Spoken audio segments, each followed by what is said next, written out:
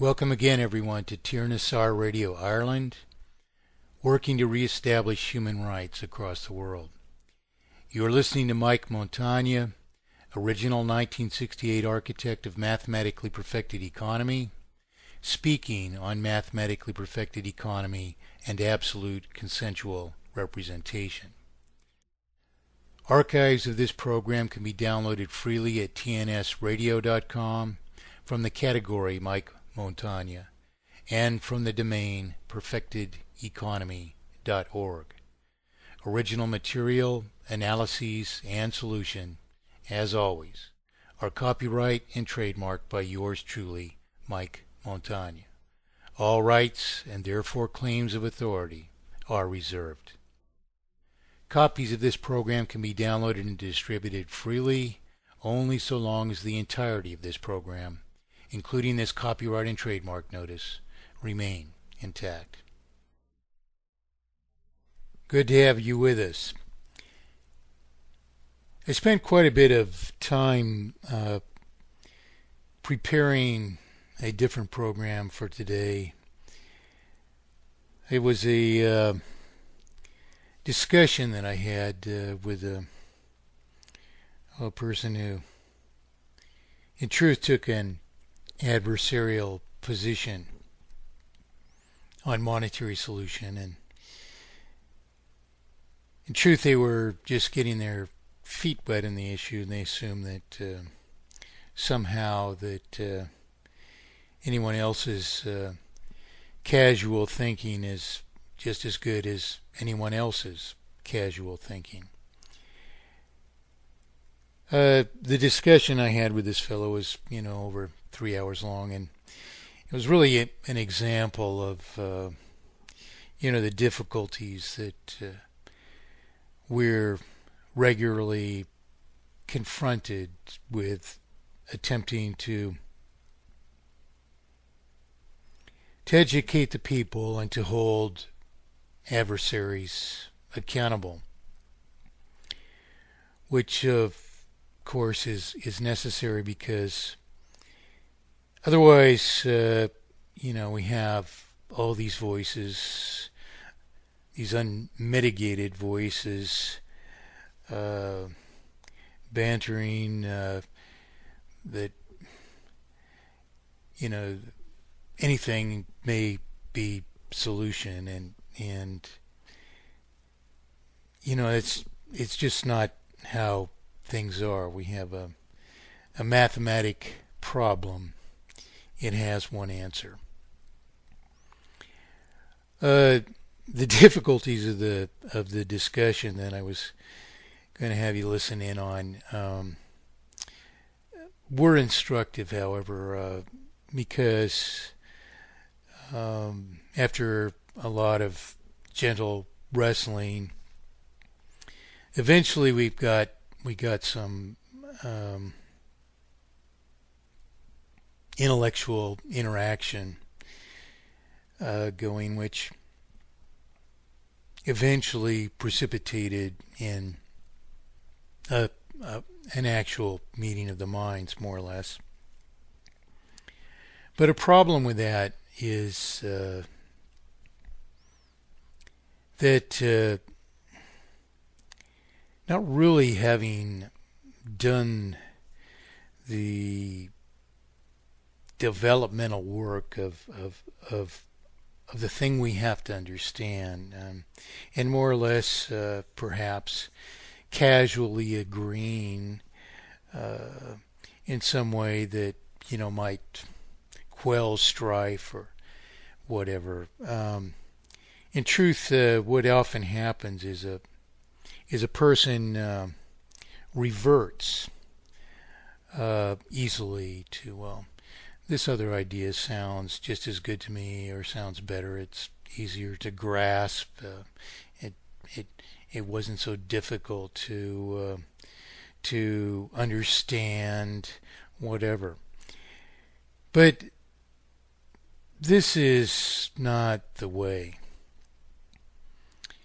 After 43 years of arguing, it's very clear to me that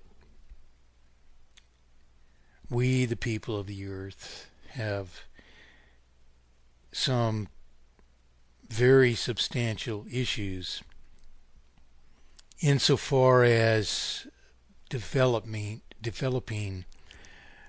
quality ideas or opinions upon any matter. When it's such a vital matter, of course, it's very important. And so, in the course of what I do daily, I run into a pattern of thinking, or perhaps it would be better to call it non-thinking, in which people have these ideas about issues and thinking, and they take a position as a more or less routine pattern of their own typical behavior, where they assume that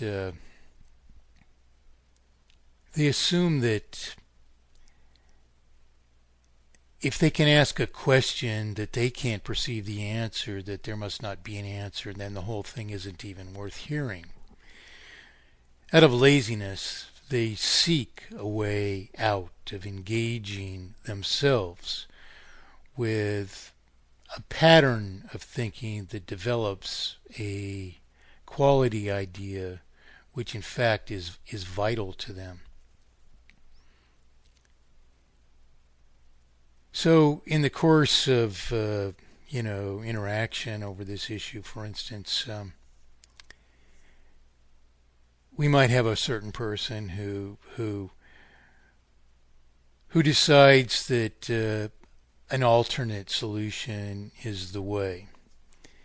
Now, the problem with such a decision is that if it's not the way and you've made up your mind, don't confuse me with the facts, you've committed yourself to something which is adversarial to the rest of us.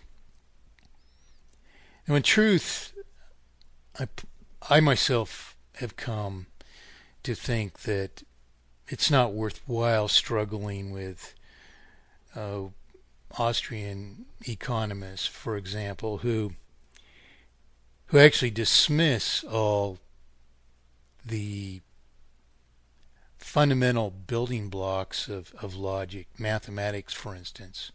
They reject mathematics over economy, and just simply assert somehow that their logic is better than ours. Well, the problem with these positions or patterns of non-thinking is that they are not accountable. And what we really need to do here in resolving any issue, not just this issue, but any issue, is everyone needs to be held accountable. That is, we regularly assert that we have rights to opinions, and indeed we do. That is, we have rights to free thinking, of course. But we also have responsibilities to each other in a society, in a free society, because our opinions have effects. That is, if we decide or predispose ourselves to, one pattern of thinking or another, or some conglomeration of many, and there's a fact of one solution, which is a general fact, then we have committed ourselves, in effect, to division. And so rather than replaying this discussion I had the other day, which is actually very gut-wrenching for most of it, until in the end, finally, the walls come down largely, and this person who's taken an what is an adversarial position, although they didn't even consider it one. They just think that their thinking was that if we all decorate the world with however many different ideas about monetary solution, that even though this was perhaps the first article that they'd written that I was commenting on, it was as worthy as anyone else's work somehow. But this isn't really so, that it's a thing of beauty to just decorate the world with a smattering of opinions. As I mentioned in another program, a woman down in New Mexico called me, well, better than a year ago, I believe, and to notify me that 125,000 children under the ages of 12 were roaming the streets of just Los Angeles, homeless. 125,000 children under the age of 12 in just one major city of the United States of America. And of course, this is occurring all over the world. So we sweep these things away and we say, oh, because we are decorating the world with our own opinion, that somehow we're contributing to solution. But that's not true at all, especially when the ideas we are advocating, in fact, oppose solution, and that can be demonstrated. So this is something that's very, very important for us to understand. That is the nature of thought. What is it? Is it, of course, if it doesn't matter, no injury is caused by casual thinking. But we should always think whether our thinking matters, and even in casual affairs. If our lives are to be straightened out, we find even that the smaller, seemingly less important matters often contribute to other patterns in our lives, which those seemingly small things predicate and dispose us, as they do in regard to monetary solution, to